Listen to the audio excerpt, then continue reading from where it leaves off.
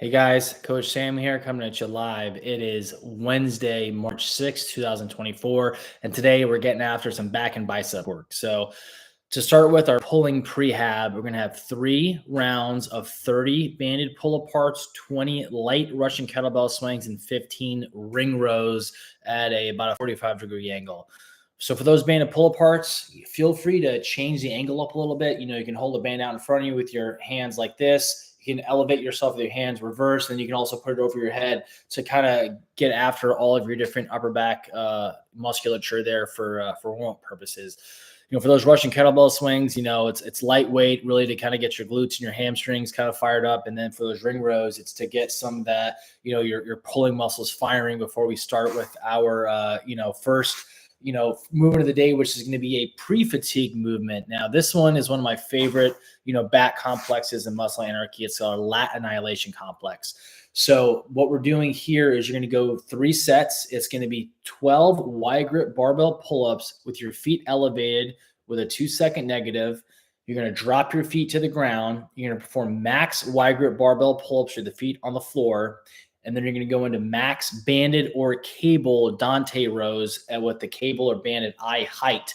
And so, all right, let's talk about setup for this. So for these wide grip barbell pull-ups, my recommendation, the best way to set this up is if you have access to a box or a incline bench, you want to set the barbell up probably, waist to between waist and chest height inside of your rack. Back like I have behind me here. And then you're going to want to elevate your feet on something that's going to allow you to get a full stretch at the bottom. So if you put your bench up all the way on the incline, or if you have like a box that's say 30 plus inches, if you stack some plates on it, you're really going to want to have like a V or a U shape with your body as you're coming down to the bottom, because the stretch is really what's going to generate the most stimulus here. And you're going to really want to make sure you have adequate range of motion on these wide grip feet elevated pull-ups.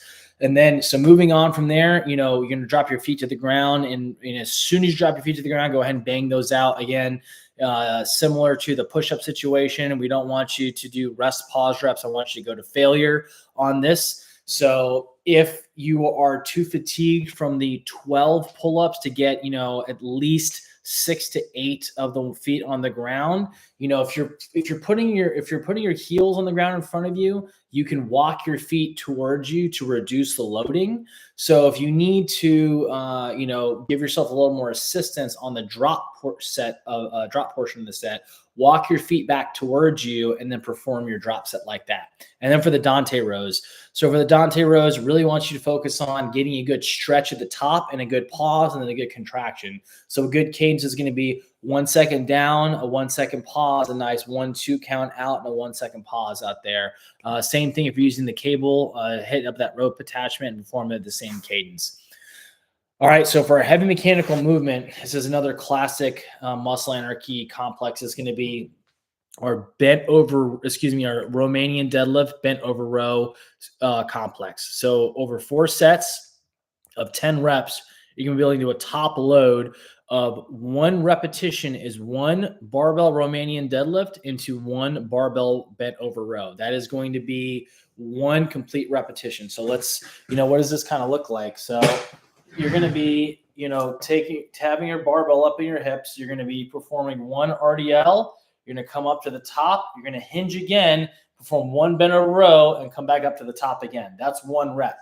You're going to be doing that for a total of 10 repetitions. So there's a lot of, hinging involved and posterior in positional integrity you'll need to maintain during this complex. So start light and build yourself up so you can understand what that stimulus is going to feel like.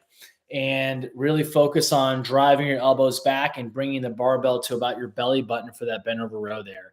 Now, for alternative loading options, you can perform the same complex with some dumbbells, or you can also use a hex or a trap bar if you have access to one. Just make sure you flip it over if there's 2 handles, so you're getting some more range of motion on the RDL if you're using the lower handles on that. All right, and now moving on for our concentration work, we've got 4 supersets. It's going to be 4 supersets of Meadows rows, 12 reps each arm, into 20 heavy kettlebell or dumbbell pullovers.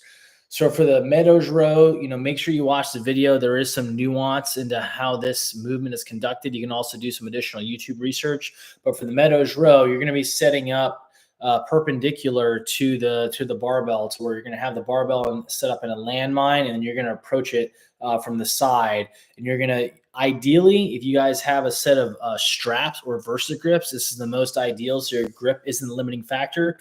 You're going to really want to cup the sleeve of the barbell, where the portion of the barbell where you load the weights on, and you're going to row your elbow backwards until you reach the end of your range of motion, and then do a nice slow 1, 2, 3 count down to the bottom there. You're going to perform 12 reps with that cadence on each arm into 12 heavy kettlebell or dumbbell pullovers. So for the pullover movement, if you take your bench, I would say also set up perpendicular to your bench. So if this is your bench, set your body this way on top of the bench. And then as you come down, you don't have to go crazy low.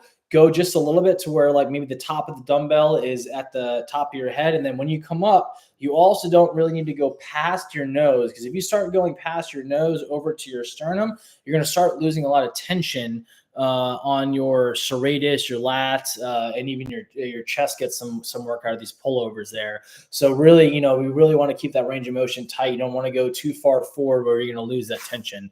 Now, moving on to our bicep work for today, it's going to be kneeling kettlebell horn curls. So this movement, pretty simple. Get on your knees. If you need some padding, use an ab mat, maybe a towel or something like that. Grab the kettlebell by the horns, and you want to curl it up, get a good nice squeeze at the top, and then nice 1, 2, 3 count down, and a good stretch in the bottom. You can also perform crush grip dumbbell curls if you as an alternative in the kneeling position if you don't have access to kettlebells. You're grabbing the outer heads of the dumbbells and you're performing the same movement. And then alternatively, also, if you're in a club gym and can't even use either of those, feel free to do like a rope hammer curl as a substitute. And then for our conditioning work, guys, for our optional CrossFit work, we have a 2K row. For our grunt work, we've got some overhead kettlebell carries into some sandbag or med ball squats. And then we have some optional sprint work for energy system development. And then always take a look at our core work in our Thunderbro recovery protocols with our Thunderbroga. And if you're in our 30-day shred program, make sure you're hitting your fasted cardio depletion work. Post our weekly challenges into our Thunderbro family Facebook group. Post any questions, comments, concerns you have in there. And then as always, if you're on the Train Heroic or Beyond the Whiteboard platforms, make sure you're hitting up Coach Kenny and myself on any questions you guys have about the training. All right, guys, have a great back day.